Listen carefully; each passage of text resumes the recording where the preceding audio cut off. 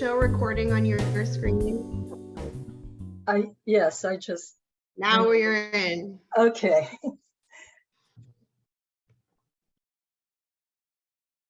Okay, what I would like to start with is Maurice. If you would talk a little bit about the story or anything else you would like to do about your writing or your motivation for writing, anything at all.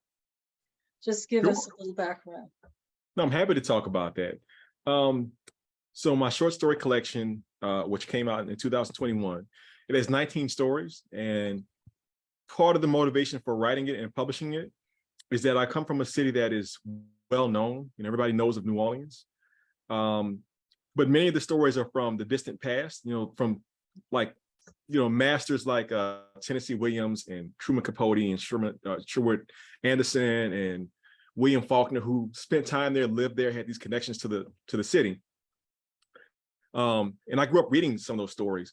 But one thing I didn't notice is people that were like myself, like from my neighborhood or like from my racial background. And I began to think about how it's important to try to show stories that are not being told in order to give a fuller picture of what a place is. So there are 19 stories in the collection. And my mission for each of the stories was to give a character you've never seen or to show some aspect of my city that is unseen. So for a story like Election, it's probably a bit more conventional compared to some of the stories in the collection, in that, we've maybe seen this character before, this young woman who's in a relationship that seems kind of unstable. But some of the things that are sort of maybe hidden in the text is this kind of racial history in New Orleans, which, we're a city that even in the worst eras of the pre-Civil War era, we were majority Black, and yet we were half of us were free and half of us were enslaved. And that's very unusual. Throughout most of the South, maybe 90% or more were enslaved amongst the Black population. And so what that's done is that it's created a very complicated history where you have people who are descended from, Haiti, for example, where the revolution happened in the 1800s. You have people who were there before that because they came like straight from France somehow, but they're also, African descended. And there's a sort of richness, a sort of subtext where you'll see somebody on the street in New Orleans who is African descended.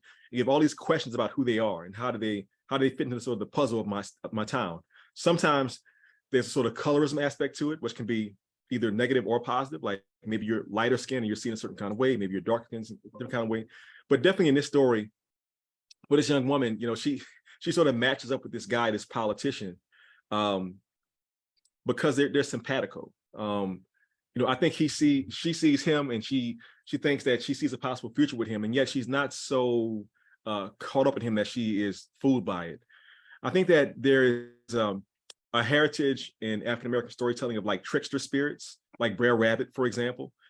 And a lot of my characters have that aspect. And so this young woman in this story, she definitely is somebody who has a bit of that. She's still sort of learning her sort of powers, so to speak. And I think on his side of the equation, he's just sort of seeing her in a certain sort of minimized way. And it gave me great pleasure to show somebody who maybe I've seen around town many times, a young woman trying to sort of figure out what her life is and hoping for the best, but not putting her heart into it completely because she doesn't want to be heartbroken or used or abused. And lastly, with Election, we're a city of New Orleans that has a lot of shenanigans in our politics. Places like Chicago are known for that, but I think also New Orleans has a lot of that, where people are elected not because of their plans, but like who they know and who benefits from electing them. And even with that, people will, they'll go to jail for corruption and they'll get out and people still love them. We had several mayor candidates who were going to go to jail and they got out, and people are like, hey, that's our guy, come to our event, talk to us. So there's a lot going on in the sort of subtext there. So definitely the guy, the candidate is somebody who was in that vein of, he's not a bad person, but he definitely has that sort of Casablanca feel where, I didn't know if there was crime, there was gambling happening in this casino. I'm shocked. There's all this sort of underlying, the sort of iceberg method of you see this much of the story and there's so much more under that that's implied by what I put into that very, very short story. I mean, it's only, 500 words or so. Yeah. Well, that's what I felt, that there was a lot more to it, and that's why I chose it. One of the things, there's a lot that you brought up that we can talk about. And one of the things that you mentioned is you're being centered in New Orleans. And from what I've seen in the rest of the book, yes, it really feels like that. This story doesn't feel that way so much. And it feels very different. So how does that fit in here? Is there something thematically that fits, or how does it fit? Yeah, I think you're absolutely right, Sharyn. I think that with this story, I'm turning to the page because I was trying to remind myself of something that is in it. So when this story starts off, like the very first thing we get is basically like some reported speech which says her name, and she's calling on behalf of this guy. This is one of the few stories in which I don't have any geographical context. Like I don't show you the outside world very much. To me, she's related to New Orleans and that idea of the trickster spirit, where by the time we get to the last line, so he turned my way and I knew he was about to say something, so I put a finger over his lip. To me, that line contains this idea of she wished it was a more serious relationship. She wished that he cared about her more. She wished she could trust him more. And yet the collection is called The Ones Who Don't Say They Love You for a reason.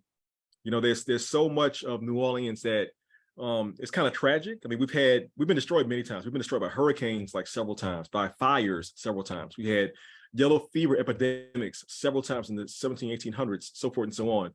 And so there's a sort of guardedness amongst many locals where, on the one hand, we're very exuberant, we party a lot, you know, parades, Mardi Gras, you know, these kind of things. On the other hand, it's like, who can you trust? And it takes a long time to come to a place where you really trust somebody. And so I think for her character, her New Orleans-ness is this idea of she's testing this guy out and seeing how it's going to work out. And it's not necessarily like the most New Orleans thing, but it's definitely an aspect that shows up in a lot of people that I've known in my life in the city, including myself.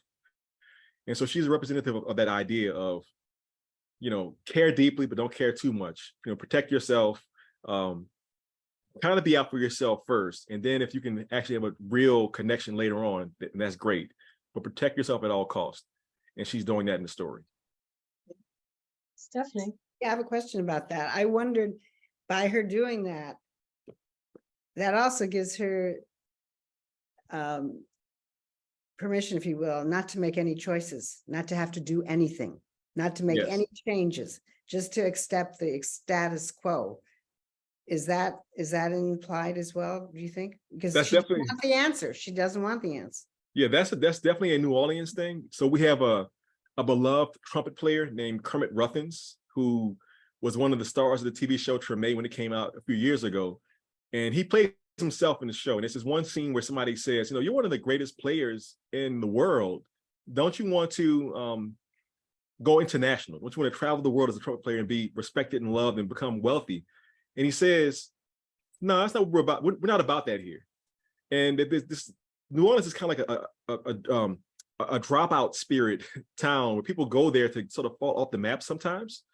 And so, you know, I have family from New York City, for example, and they're very driven people who want to get things done. That's the New York, you know, go-getter spirit, which is well known. We're kind of the opposite of that. And so if we have the option of like making a choice and not making a choice, it's probably don't make a choice. Let's just see how this plays out over time, you see? And that creates these decades of relationships that only reveal themselves, you know, far down the line, as opposed to people I know in my New York family, if they're like dating somebody, you know, and there's like these weird feelings, they might on like the second date go, you know what, I'm cutting this off. I'm not going to see you anymore. I don't want to talk to you anymore. And it happens in business, it happens in art, it happens in so many things in New York versus in New Orleans. And so not making a choice, I feel, is a very New Orleans thing. And I think we see it as a very humanist choice, the possibility of anything happening and just being in the moment. Mhm. Oh, it's interesting. And one thing you also mentioned is that New Orleans is a majority Black town or city, is it? Yes. Okay. I'm not feeling that in this story. I'm not. Yeah. It's more generic Yes. in a way. So are you speaking for all New Orleans people, this particular attitude? Yeah, you know, I think in my mind, there's a couple of stories in the book that are almost dreamlike in comparison. Yeah. Like there are stories that feel very gritty, you know, like literally the first story on the very first page, there's a young man in the French Quarter trying to step over dirt on the ground that's being sprayed away by the cleanup truck, whatever like that. Whereas this story is actually one of my earlier stories, and it actually was maybe a little bit more generic. there are some tells in the story that make it more specific for me as the writer. So to give an example, if you're from New Orleans and you are somebody who is African descended, but you're also like a quote unquote Creole Black person, you're probably lighter skinned and you probably have like a French type name. So Roland Cheroux, to me, is that guy. So if you see him on the street, you might go, like, you might not know what his race is. Like he may appear ambiguous, and it may benefit him in the elections. You know, there may be some people in the city who are white who would vote for him because they don't know he's Black, for example. And for Simone, I think part of her attraction to him is that ambiguity. She's a New Orleans person, but I think she's somebody who also is like trying to escape, and she sees him as like a chance to escape, like to level up. I don't really tell you like what she's doing in her life. Like, is she really like going to be a doctor one day? Is she going to be a writer one day? Will she like work in a store, like selling stuff at like, you know, a grocery store? We don't really know that, but she is trying to find something in the story. And in terms of, well, there was one more line that makes me think about that too. Let's see, afterwards I had my contact, night before, during. So there's a line on the second page of the story. Roland's supporters hung on to his words for dear life. And we've had so many politicians who have to play this strange racial politics game. The city has been majority Black for most of its history, but there have been times where it was not majority Black. And yet, if you look at the mayors of our city, we didn't have a Black one until 1978, I think. Yes. Maybe 72, but I get the dates wrong. So Roland is somebody who is very much trying to not broadcast his racial identity too much. We have had since 1976 or whatever, we've had, let's see, 1, 2, 3. We've had, I think, 5 mayors, 4 were Black, and all were light-skinned Black people. And because it's the South, and because it's New Orleans, there's something about us that makes us act that way. And so I think this is one of those aspects of the story that's kind of hidden from people that don't know the city very well. But for local readers, they'll go, oh, well, yeah, obviously his name is Chanot because he has this French heritage. And that makes it more palatable to a wider swath of the electorate, whether they be, quote unquote, you know, darker American Blacks or like Creole Blacks or white people who have been in the city for generations or who have moved into the city recently as sort of like these gentrifiers, or the other populations, the Vietnamese Americans or the Hispanic Americans. So these various populations will see Roland and he'll try and play, quote unquote, more mainstream. And she's into that for some reason. There's no space in the story to really explicate that and have it a bigger part of the story. But to me, that's the subtext of it, is that she is into that thing completely. That's very important. I didn't know. Yeah. And I'm glad you explained it because I couldn't tell from this. Yes. I just thought he was a politician, like too many politicians who will say anything to get elected and get over on his assistant. So that's what it sounded like to me. It's very interesting to me. I read the script verbatim.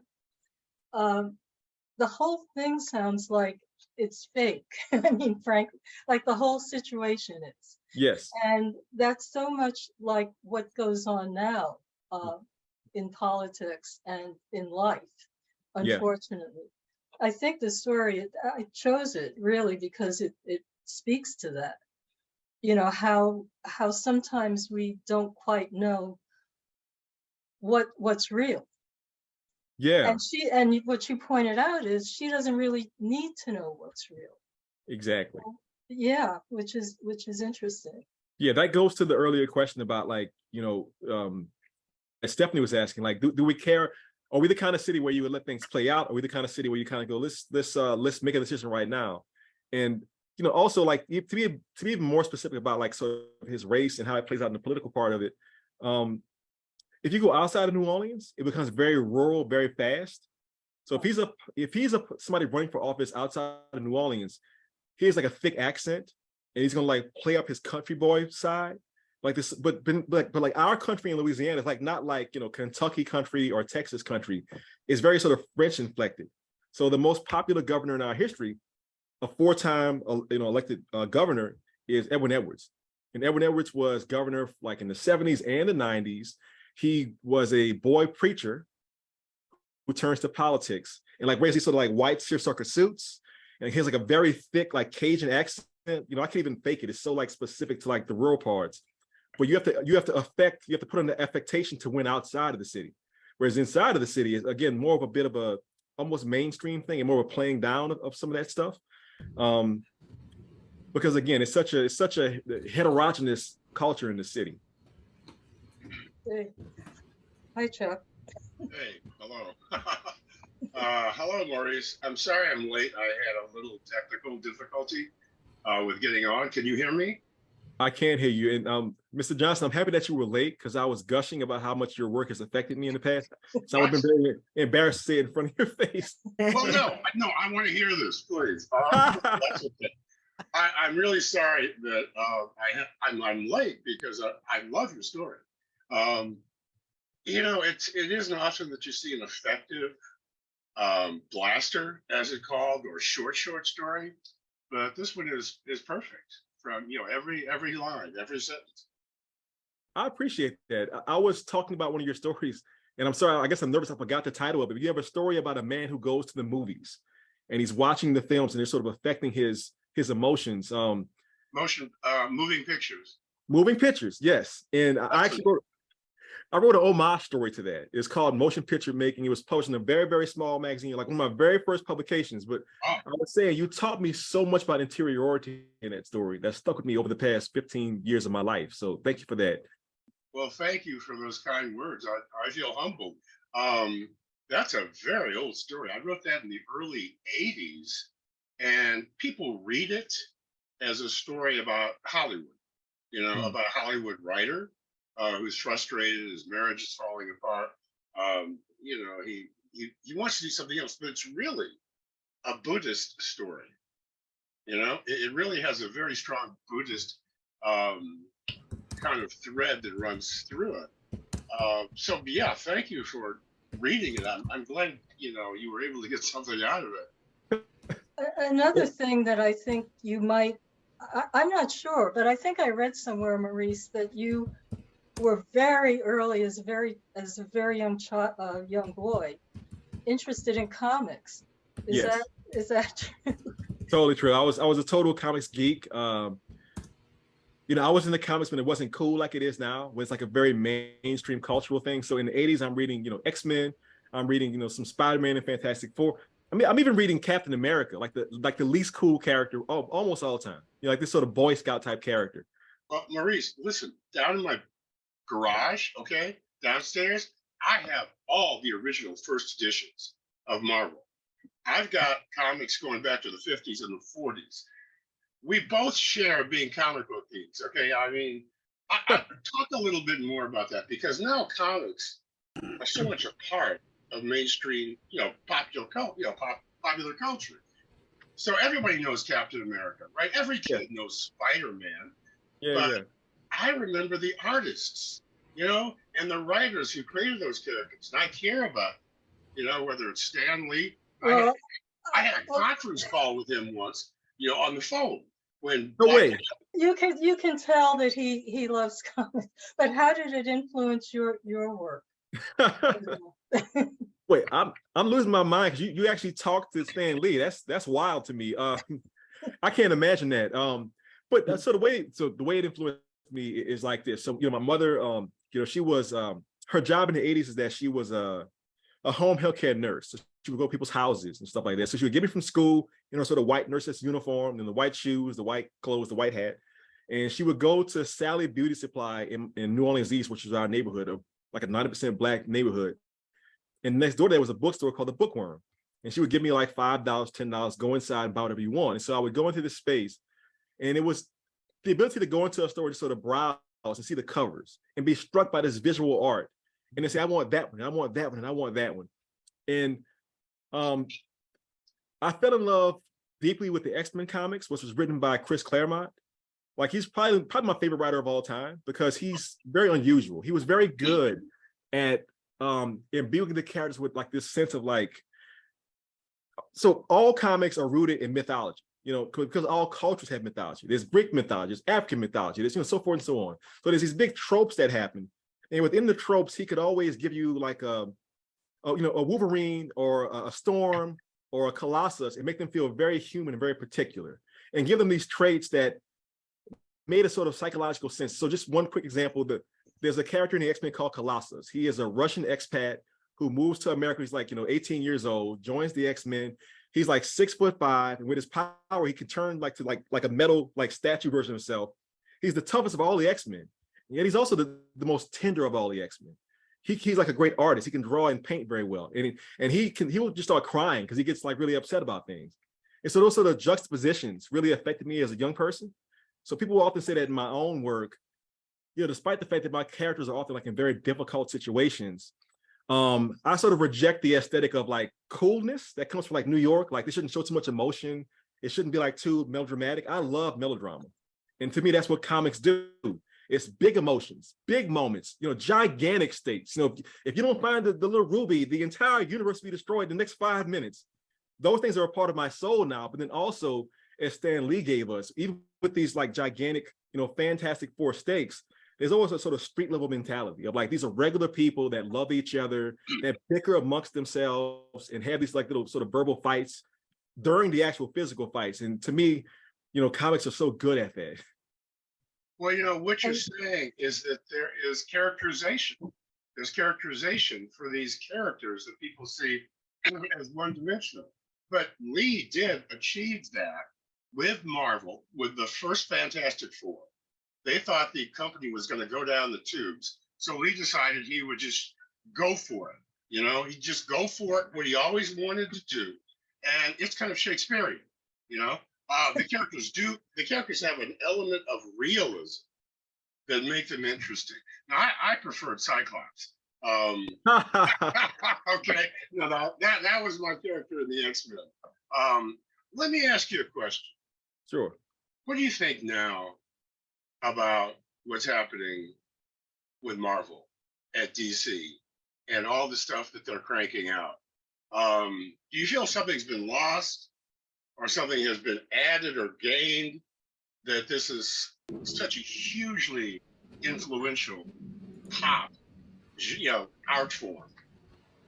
Well, I think that whenever a subculture becomes a main culture, you lose something. That feeling of like, imagine being like somebody who was in the punk rock in the late 70s, or somebody who was like in Paris in one of these interesting sort of fashion ages. And then now everybody's doing what you're doing. There's a loss of like specificity and it's a loss of connection. But the flip side of that is that, I feel like I have good taste. I was into it before it became cool, which is also cool. Right.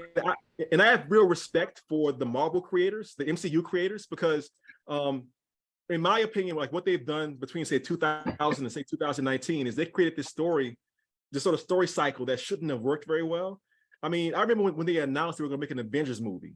The Avengers, they're not the best characters. The X-Men, Spider-Man, Hulk, they're the best Marvel characters. You're going to take Iron Man, who's like a C-lister, Thor, who's like a D-lister, right? Like, Black Widow is like an E-lister, and like put them in the film. And yes, somehow because they did a good job with the story arcs and the characterizations, and they kept them very realistic and grounded. By the time we get to Endgame, I'm thinking this is one of the greatest public stories ever told. Yeah. Now, today they've overshot the mark. There's too many movies, too many TV shows, too many spinoffs. There's a little bit of greed in that. It can't be helped because of capitalism. But I respect what they did in that, say, 10, 15-year window so much. Fantastic. I'm going to change the subject a little bit. I saw a lecture you gave about, generally speaking, about honoring ancestors, honoring our history. And one of the things that I noticed in your work is that you really want to do that. What I find kind of contradictory, this is something that's coming up now in everyday current events. And that's the problem of what do we teach? Now you are a professor, and there's this problem of having a kind of censorship on what we're allowed to teach about our own heritage. How does your work fit into that? If it does, I know it's a big question. Well, I mean, look, we are in a challenging time. I mean, first of all times are challenging because of politics. And think we're in a time in which it doesn't matter what side of the spectrum you're on. People are very energetic, and we have these very specific ideas of what is appropriate to talk about in public and which ideas to take. But I'm getting feedback on somebody's open mic, I think, perhaps. But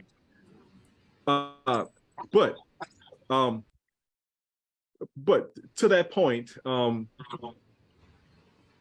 whenever I'm teaching things now, let me back up. My advantage is that I am a writer of fiction primarily. I write poetry sometimes, and I also write nonfiction. But there's a historian named Sadia Hartman who won the Pulitzer a couple of years ago. I mean, the Genius Grant a few years ago. And she has this idea of what she calls critical fabulation, where you make it a point to study archives and then fill in the blanks of the archives.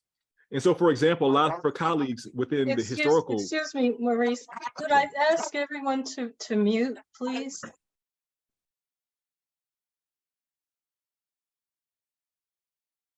I don't think Donna heard that. Donna, can you No. mute? There we Okay, go. thank you. Yeah, that's muted. All right. So basically, to give the short version of the story is that, like, she was being challenged by her colleagues, where they would say, "You're not allowed to, example, tell us about a woman who was on a slave ship, from Africa to Haiti, because we don't have the actual documents. We know that she was on the ship. We know what year the ship was. We know what the name of the ship was, but you cannot tell us about what she did on the ship, because all we have about that is what the captain and the crew were doing on the ship." She says we have the right to begin to speculate about that. And so what I've done in some of my more recent fiction, and I think this is what happens in Middle Passage, for example, I look at the historical records, and then I begin to ask myself questions about my family history. So to give a specific example, my next book is coming out in March. It's called The American Daughters.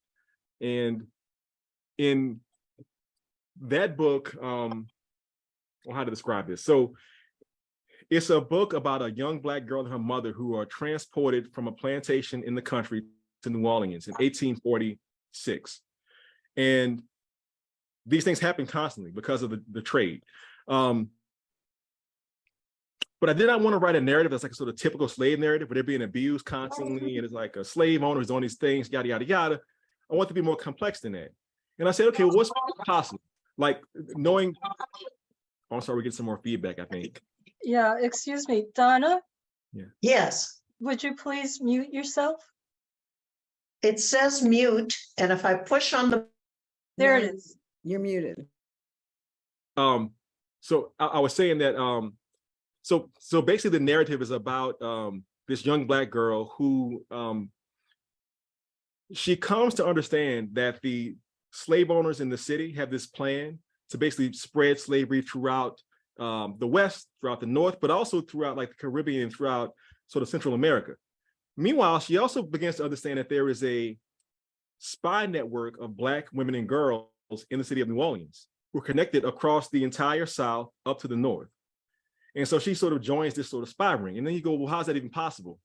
Well, I knew my grandmother. I know my great-grandmother to some extent. I know what their personalities were like. And I think, well, how would they have actually responded to the challenges of their own time?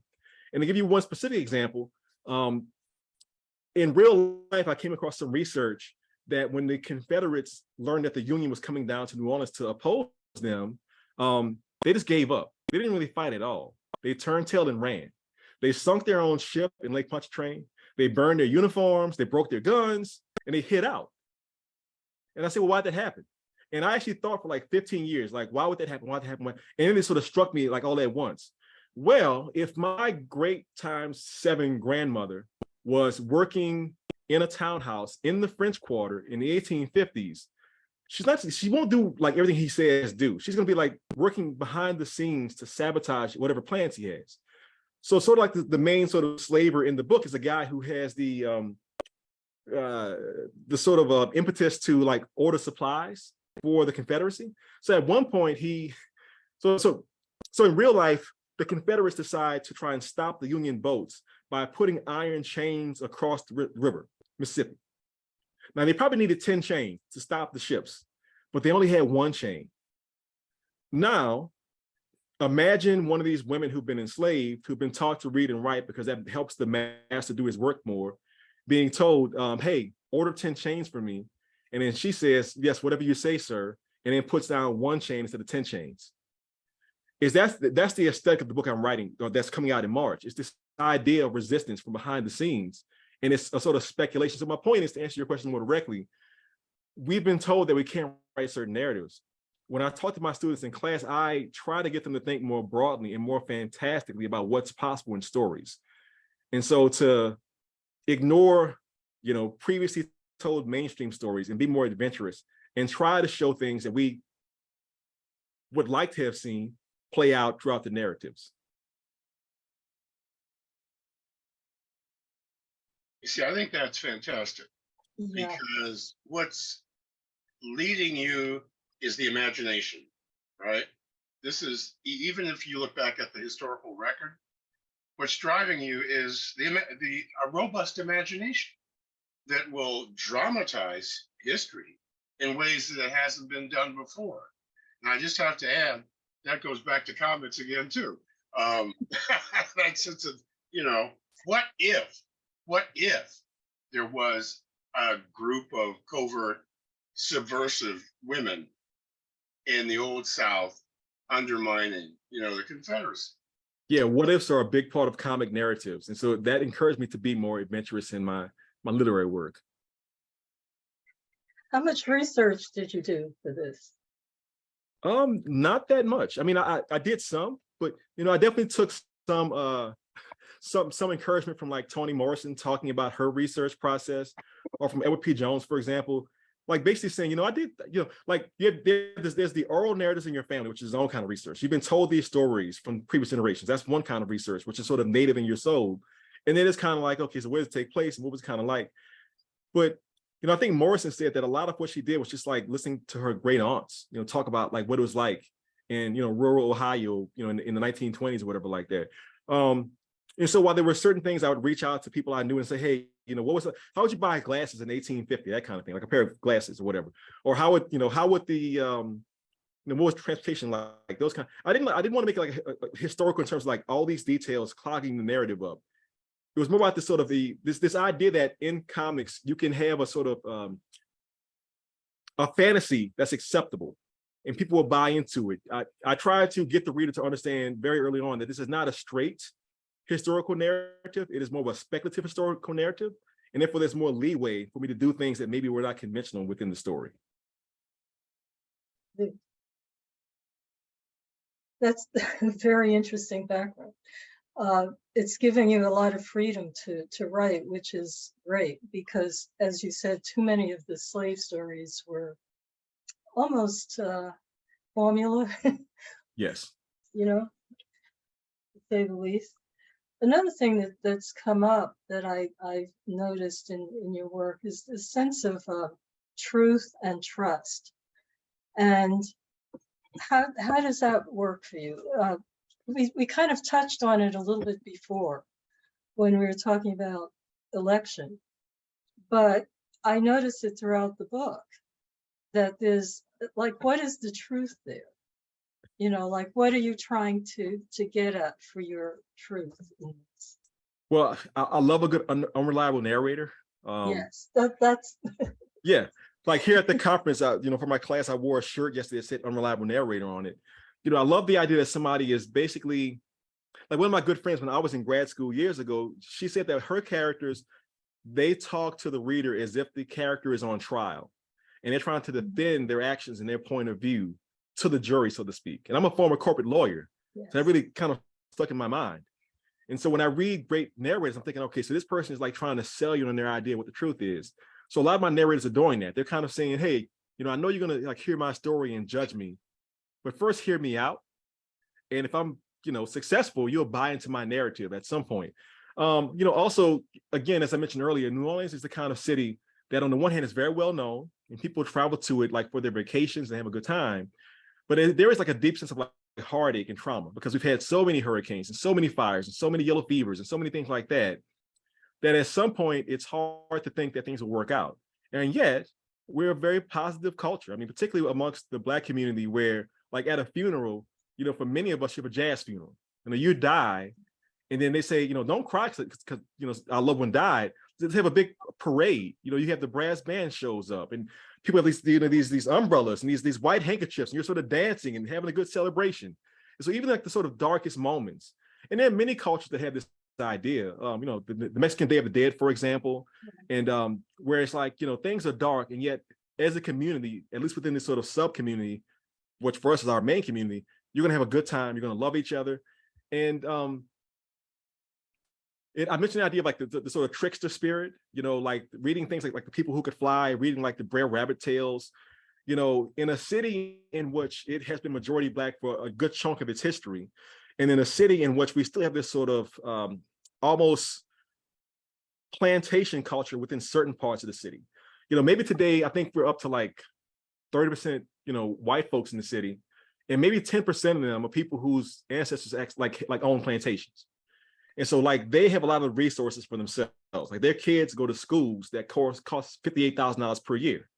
Not a lot of Black kids going to those schools. And so because the resources have been extracted from a big part of the community, people struggle. It's like a Robin Hood mentality. And yet, it's sort of like an honor among thieves, so to speak. And so the idea of trust, who can you trust? Well, I'll trust my brother who maybe like sells drugs, or my brother who's like, even like carjacking over like some dude who's like a managing partner at some firm who's like stealing, billions of dollars, or worse, who like, has a big stake in the oil company that's like poisoning the entire state and raising the temperature of the entire world that may kill off the entire species. And so that trust of like my people versus not trusting those people is a very big part of the embedded narrative throughout all my work, whether it's like my novels or my short stories, even my poetry. Oh, that's interesting. So your background as a lawyer really influences you too, obviously. I mean, how can you lose it? When you were talking about that, it brought up another story in the book that I was thinking of. I think it's called Ghetto University. Yes. Can you say, I mean, that really you described everything that's in that. Can you tell the rest of the people something about it? Oh, sure. So Ghetto University is probably my craziest story. It's the story I get the most comments from. Like people will send me social media messages, through the message system or whatever like that. It's an homage to The Gift of the Magi, which, as you may know, is a classical story about this loving young couple who each wants to give a gift to the other. And there's a sort of irony in that they can't even accept the gift because they've given away what they needed to make the gift work. So I had that idea in my mind. And then there's also the idea of like comics where you're paying homage to earlier stories constantly. So Ghetto University in my mind. So the actual plot of the story is there's a professor at the University of New Orleans who's been fired from his teaching job, where he's a specialist in Pushkin, like one of the most like esoteric ideas. I wanted to be like a very sort of a niche professor, right? So he gets fired, and his wife, who's at home, she is actually a chemical engineer for an oil company, and she says, "Look, you've been fired. We can't make rent." And he's like, "Well, to be a good husband, to be a good man, to be a good partner, I need to find money." And he sort of realizes by accident that if he's walking around like in his professor uniform, like the sort of tweed jacket with the sort of patches on the elbows, he's mostly ignored. He's very innocuous. But if he goes into the French Quarter wearing a hoodie, and people get nervous immediately. And at one point in the story, he realized people would like just throw money at him, like, please don't hurt me. It's very satirical and sort of over the top.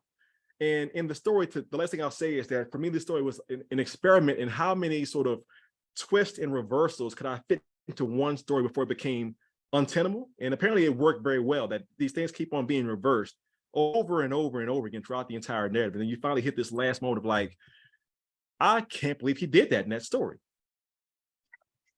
But the wife does something too, the other side of the gift of the Magi, right? Absolutely. Yeah, she is an active participant in the madness of the story. We found out pretty early that, while he's been going out in his hoodie, having money thrown at him, she's been going out dressed as a sex worker, like with like a neon wig and like a sort of tight dress. And she's using her chemistry skills to lure men up to the hotels and gas them so she can like take their money, like Black Widow style, right? So they both, it's so ridiculous that that's even possible. And that's sort of like the fun of it. And in my mind, he sounds a lot like Kelsey Grammer, and she sounds a lot like Lilith, or whoever the wife was in that Frasier TV show. I see. And then they find each other out. Yes. And then the yes. other twist at the end, yes. They, you don't want to say what's happened. Yeah, I mean, like I love when they see each other and he goes, and what are you doing? And she's like, what are you doing here? And then they have this little conversation. And to me, it's very important that within this like ludicrous story, again, back to comics, to make it clear they love each other deeply, and that they have this real deep connection that people who are together for a long time have. And even this is gonna sound bizarre, but like, there's so many influences of a story. They are based on me and my wife very much. We're very sort of formal people, we like wear suits and fancy dresses, that kind of stuff. And like even like the two hippos from the Disney Fantasia film from the 40s, like these big hippos dancing around. Like I was a very big person when I was younger. So like that's in the back of my mind also. And it's kind of this playful spirit that I think that I get from comics and other people who write, satire and strange stories that I try to put into the work as much as possible. But you're also in a way you're making fun. What you brought up was before you brought up the issue of tourists coming and thinking various fantasy things about New Orleans. Yes. And you have them in this, and part of it is the old story of the mask that we wear sometimes, because he changes into a hoodie, and that yes. gives him a whole different character. So yes. I found that to be an interesting story and funny. Yeah, and of course, they're kind of mugged at the end too. Yes. And to me, that was like the funniest part of it. Like the idea yes. that you could have these two, African-American characters who are accosted by the most innocuous looking couple, white couple possible, and have what they've done to other people, done to them in reverse. It's kind of fitting, and it kind of brings the story to, I think, a close that, it feels like a button snapping in place or something like that. It just feels very, very neat to me. Was. We've been talking a lot. Does anyone else have a question? I have a question. I think I have a question. Okay. You were talking about he puts a hoodie on, and it's like he's changing identities, right? Yes. Is there a resonance there from the character in Ellison's Invisible Man? Sharyn, what's his name? You know who I'm talking, huh? The unnamed narrator? Yeah. What's the character's name? Well, in the book, he's unnamed. Oh, okay. Yeah. But you mean another character like Clifton or? Reinhardt. Reinhardt, yeah. Exactly. Reinhardt. Yes. Is there a bit of an echo in your story with that, or probably not, right? No, there actually is. So my first book is called We Cast a Shadow. And that book is very much an homage to Invisible Man. In fact, when I wrote it, my idea was to basically take We Cast a Shadow and transport it forward like 60 years to a contemporary context. But it's actually set in the future, like 50 years from now. But really, what happened is that when I was writing short stories during that time period, a lot of those short stories have the same energy. So in my short story collection, there's probably 2 or 3 stories that, in my mind, exist like in the Ellisonian universe, So Token is about a Black lawyer who is trying to explain how he puts on like a sort of mask to be a Black man that fits in this sort of white law world. There's a story called Bixby, in which there's a Black man who thinks he's white, but knows he's Black, but he doesn't want to admit it. And so his mask is like whiteness. He like passes for white throughout the story. And then in Ghetto University, all the main characters, they're Black characters who are trying to find ways to use the way that the world sees them to their benefit. So Reinhardt in Ellison's work is somebody who can just change the drop of a dime from a pimp to like a minister to like a store owner to like, whatever, and in those identities, he can go from Harlem to like Midtown Manhattan, down to the docks and back and forward to these different contexts. And he's a foil for the narrator in that book, because the narrator has no shape-changing powers at all. He's always just this very simple, plain, straight-up character. So certainly, and then lastly, the other influence to Getting University character is that it's Humbert from Lolita, where he's like, trying to come across as this sort of like refined European middle-aged professor who's very, very safe, and yet behind that mask, he's one of the most dangerous men on earth, and he's this horrible molester of girls, and so I'm thinking about all those different things and how they feed into somebody's cover, and certainly, you know, like as Du Bois would say, the double consciousness, this idea of putting the mask on to move. Interesting, very interesting.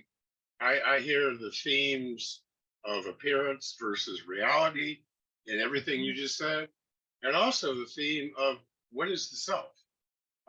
Is there such a thing as the self, or is it a construct, you know, a social construct?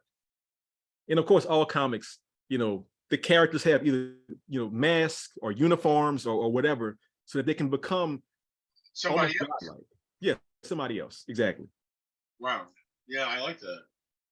Well, you said that when you were describing the characters in Election, which was a background that I didn't get from it because I didn't understand. And that is, if you use a particular name, that gives you a kind of constructed self just because of your name. And that's something that I didn't pick up. I being a New Yorker at heart. Anyone else have questions before we wrap up? I do have a lot of questions, but okay, one. I get to ask one more question? Or two, maybe. Or two. Well, you've touched on this before with the issue of writing historical fiction or a story that takes place in the past. And maybe I missed, you know, earlier because I was late, something, you know, your explanation of how you deal with the historical record, but with imagination. So I just wonder, do people come at your stories and ask you, did that really happen? Well, that's a great question. A lot of my present attitude. So right now, you missed this. I'm actually in Swanee, Tennessee at a writers conference. And I gave a talk last year. I was asked to talk about writing taboo topics. Like one of the things being, for example, white writers writing Black characters. Yes. And I remember like hearing that people kind of want me to get permission to do that. And I wasn't going to do it because it's too complicated for me to go, hey, everybody, right? You know, it's just this whole separate thing. But part of the discussion that we had was this idea of, we assume that there's the mainstream narratives. Like, for example, you know, Jefferson's like a great president, for example. And then there's a sort of known dark side of that, which is he had, you know, he was with Sally Hennings, and they had all these kids, and it, you know, was kind of suppressed for a long time. But then we also forget that the next level beyond that is twisting the narrative behind the scenes. So like I've done some research that shows that his grandson, for some reason, made it a point to either destroy documents or change documents that would give you more detail about what he did with Sally, for example. Really? Because the grandson wanted to protect the family reputation and protect the presidential reputation. So the point being this: if I write about a bunch of, you know, girl spies, you know, behind the scenes fighting a bunch of, you know, proto-Confederates, somebody says, oh, that didn't happen, that's ridiculous. Well, I can say, well, do you think it's possible that like some of those guys who were Confederates, you know, fighting at Fort Sumter and yada, yada, yada, destroyed the records or changed the records so that you don't know about that? And over again in our history of history, we keep finding new information about everything in the world. I mean, I've been studying some, you know, not to belabor the point too much, but I've been studying some Greek history recently, and Roman history, and Egyptian and Mesopotamian history. 100 years ago, we barely even knew what cuneiform was, or like certain old languages were. There's a goddess from the year 2200 BC named Inanna that wasn't even translated into, you know, English until like the 1850s. So my point is, there's things that exist in the past that we will find eventually, and to assume we can't engage with those possibilities is a loss for all of us, because it creates a very simplified narrative that benefits power and benefits devastation. And I can't lay down and let that happen. I'm going to speculate and try things out and know that, again, like my ancestors would have been doing a certain kind of thing, you know. Fantastic. That's a great answer. Thank well, you. I got a whole lot of questions for you, but I'm going to let somebody else. Stephanie has a question too. I'm not sure it's a question. It's an observation. I used to live in Connecticut, and long ago, back in the day, worked with the Urban Coalition and so on during the Civil Rights Movement, and learned a lot. And also in New York, and for some strange reason, because I spoke up, Fairfield. I became an honorary soul sister of the Black Panthers because they were trying to disrupt a performance of Catherine Dunham. Yeah. And so, anyway, I then moved to the Virgin Islands where I was very much a minority. And I still have a West Indian family, so to speak. So I learned an awful lot there. And when the Panthers came down to try to organize everybody, they'd come to me and they say, well, we don't understand. We can't get any, what's going on? I said, because you're no different than anybody else. You're a continental. So there was a cultural difference, you see, because this was St. Thomas was under 7 flags. And so I was wondering if New Orleans is sort of that way as well, because you have the French connection, the Spanish connection, et cetera. You have this whole history of a culture that exists that doesn't exist in New York. That's right. That's or right. anywhere else. And is there it seems it gives an edge to maybe, Chuck, I'm looking at you, a more Buddhist Now and Zen kind of philosophy of the multi-universe in one person. Yeah, no, that's a wonderful question. And thank you for that. And I have more time. My next meeting is not until, sometime from now, but that's such a great point. So for example, so New Orleans was, native, since time immemorial, going back probably millennia, right? For example. And then the French come in and they have the place for, a good long time. Then the Spanish are at war with the French. It's like this sort of transfer of land, because actually the French did a terrible job of making it a colony. Like they tried first in Mobile, and that kind of failed. Then they came to New Orleans, and that kind of failed too. Meanwhile, you have people who are almost like off the record. Like there are, even during the French era, there are Spaniards who are here. There are English who are here. There are probably some Germans also. And there's all kinds of Native people. There's all kinds of African descended people, and other Black people who are running around. And it gets so convoluted. Like you could have a situation in like 1790 where there's a lady named Coin, like Coin, who was a mixed race, Black, French, white lady whose quote unquote master / husband gave her a huge plot of land in the country, like half like a whole county basically. She parlays that and gives to her kids, and like it passes well on generations. But to that point, what I'm trying to say is this: we've been under so many flags, French, Spanish, American, and there's a sense of like, meet the new boss, same as the old boss. And what that does for many of, the Black community in New Orleans is it kind of goes, whatever they're saying right now is going to pass. Just let it blow over at some point.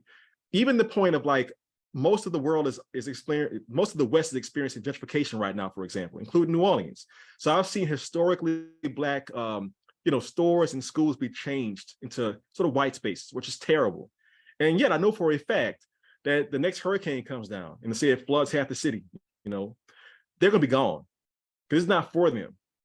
And so there's something about the African-American heritage in my city where, like, the book that I'm writing after the book that I'm writing right now is set in the distant future. And it's a future in which climate change has flooded a lot of the city, and we're in bad shape. But I could see 38,000 of us still in the city, mostly Black people, just still living our lives, doing our thing, having a great time, and just keep it moving. And so there's a resilience that's there that is a lot with like the sort of sadness and the sort of difficulty. Last thing I'll say on that is I used to have a mentality of like, to me, New Orleans is my Bedford Falls. It's Wonderful Life. And I wanted to escape New Orleans in my 20s. I'm like, I got to get out of this little backwater town, And then when the hurricane happened, I left town with my wife for a while. And then we had a decision to go back on purpose. And now I feel like George Bailey. There's so much here for me in my city that I can draw upon to be a better writer, a better person, and to tell these stories on behalf of my community. And time again, when I have had my own struggles, the city has kind of come in and gone, plastics, I made $1 billion. Here's the money you need, or, whatever. It supports me so much, as opposed to being maybe in California or New York, where I have like a smaller, amount of power. So, to answer the question, our heritage is so complicated that makes us a lot stronger than you might think it would make us, including, and I only understand now as an adult, like what my grandmother would say about that heritage. I didn't get it as a kid, but I get it now very much. Yeah. Thank you. Thank you. Thank you. It's very similar. And one more thing I want to just throw out, when I lived in Connecticut, I was with the Commission on the Arts, and we brought the Onward Brass Band of New Orleans to march through 5 cities. And I had the opportunity to meet Paul Barbarin from Onward, who composed Rampart Street Blues. And Whoa, he used to perform at Commander's Palace too. it's like the 60s? Yeah, you got it. See, it's Wow. a galaxy far away. Yeah, that's right. I think it was That's incredible. 67 or 68. They came through Connecticut. March, and it was and that's the same time that Catherine Dunham was there. That's incredible. I yeah. mean, Paul Barberman, he must have been like in his 60s or something by that point. Yeah. Wow. And he was very, very nice. He liked my mom and me, and he'd send us postcards from Paris or wherever he was. And he was a charming, lovely gentleman, real gentleman. Thank you for telling me that. Mm-hmm. And Chuck, you had one more question? Well, I have about 20,000 Well, questions. pick Maurice. one. Pick one. Oh, pick one. My goodness, that's kind of hard. No, I'm just delighted to be able to listen to your prismatic approach to life and literature. There's a lot of questions I could ask that let me think for a second. And if anybody else wants to take my slot, let him take a shot. Yeah, Candace? Candace, Jeez. you have to unmute. Unmute. One of the things I'm curious about is your view of in history, you have some ability to use your imagination to kind of, tinker with things and so forth. What about contemporary history? In other words, what's going on now? How much flexibility would one have to play with characters under those circumstances? Yeah, so that's a great question, and thank you for that. So I'm trying to think. So in my collection, my most contemporary stories would be, there's a story in there called Rhinoceros. Yeah. So this book came out in 2021, and Rhinoceros is set in 2020. So it's like very, very late in the process. And that story is set during the pandemic and during the George Floyd protests in New Orleans. So it's like as of the moment as possible. The two lead characters, Freddie and Shaquan, they are a non-binary character, that's Freddie, and a transgender girl, that's Shaquan. And part of why I wrote that story is because I've never seen those characters in a book.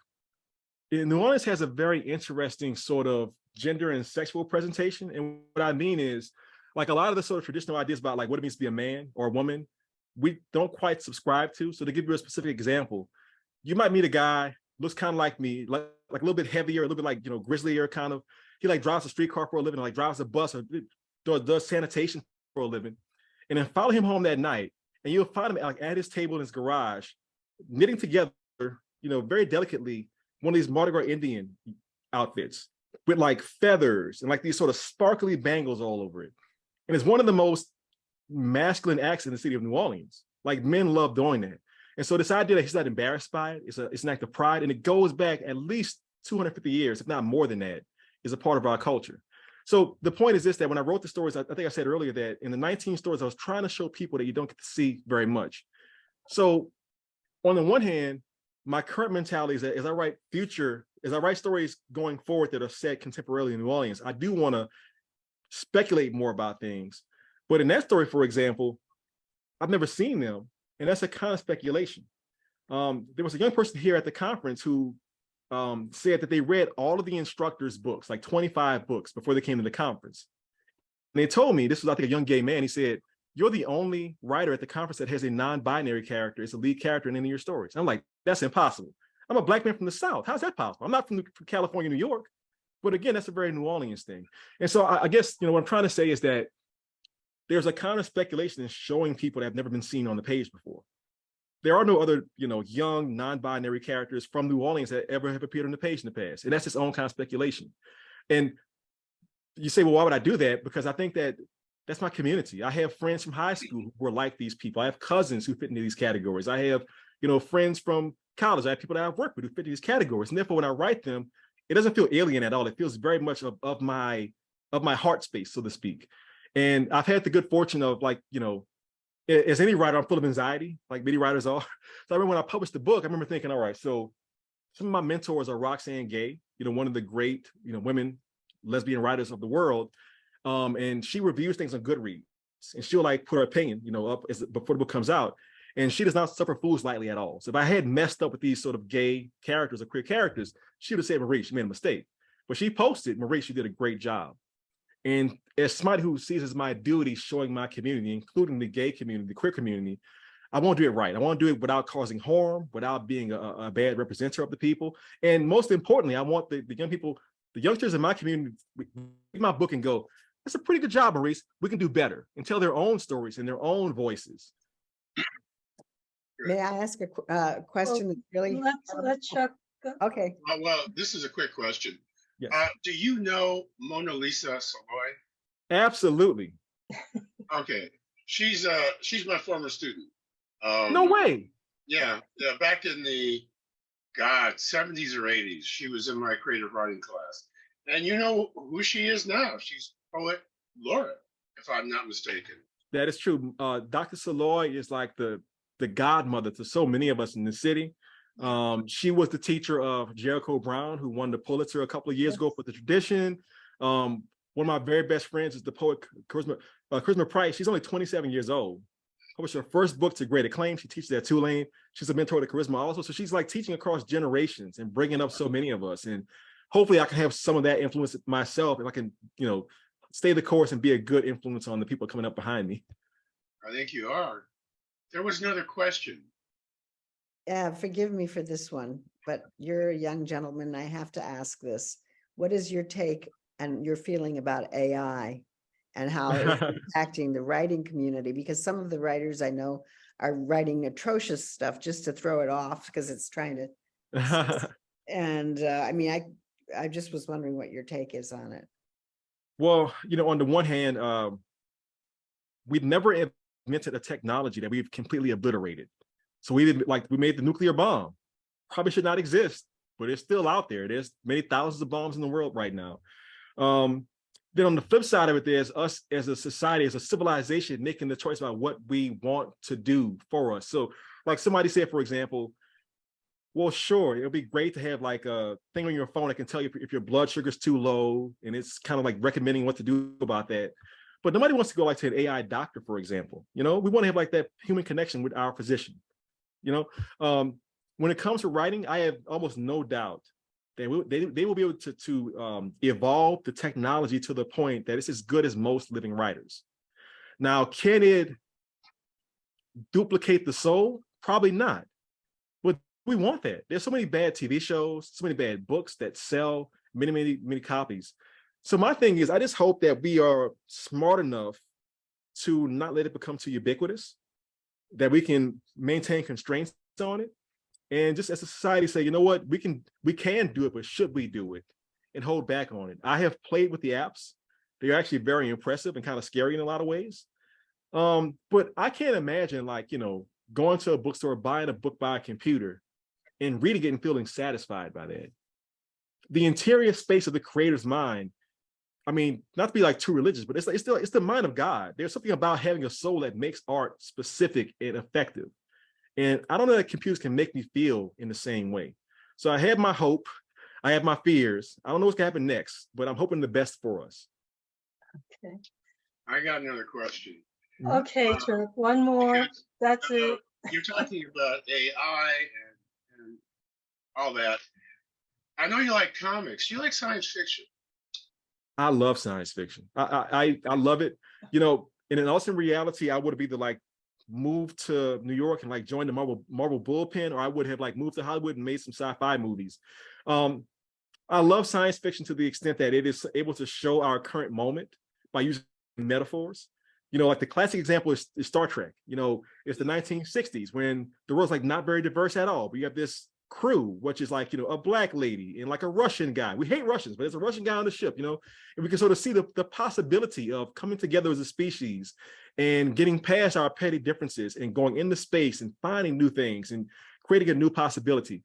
I have said that I'm not a science fiction writer, but I've had other writers say that I am a science fiction writer. So for example, my first book, We Cast a Shadow, is set 50 years in the future. And I had a sci-fi writer say, Maurice, this is a sci-fi book.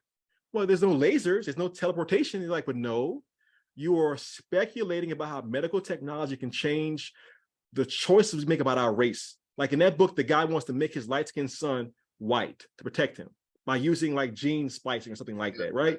Well, that's sci-fi. It's very hidden sci-fi, but it's there. So I think that sci-fi, even to the point that like in ancient, like, Greek stories, you have some sci-fi elements. Like there's something where like one of the people go like to the moon, like meet some aliens who like have these things and yada, yada, yada. Humans love to speculate. It allows us to be, we can see beyond our current lives. Without sci-fi, we can't invent like, these microphones, we can't invent these cell phones, these kind of things. So yes, I love it so much. And I just, I saw Barbie last night. Did you like it? Masterpiece. Really? It is a masterpiece. I sat in a theater here in the country with like 100 little girls and mothers, and hear them like laugh at different points. And it is so far out. It's like a fantasy / sci-fi film, and it's very well made. It's good storytelling. And people cry from it. And it makes people cry. There's a lot of crying in that film. Mm-hmm. Yes. In the audience, I'm talking about. Yes. I was very impressed with it as Yes. well. And I saw Oppenheimer yesterday. That's next. Oh boy. Yes. Oh boy.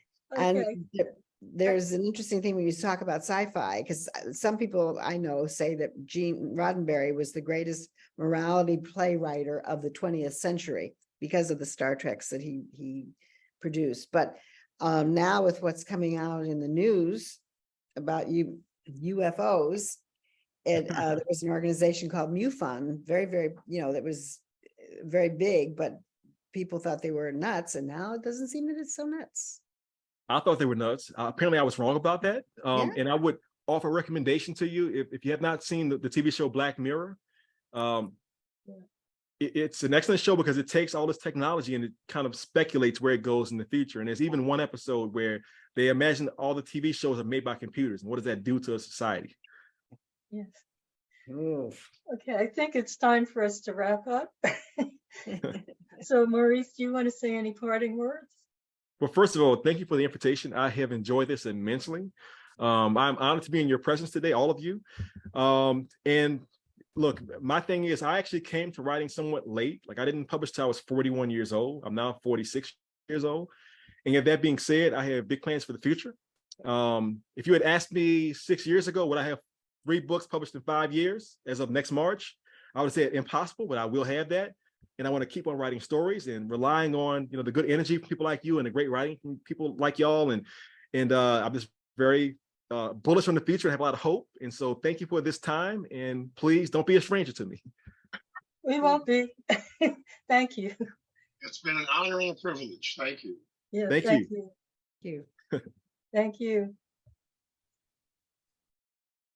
you.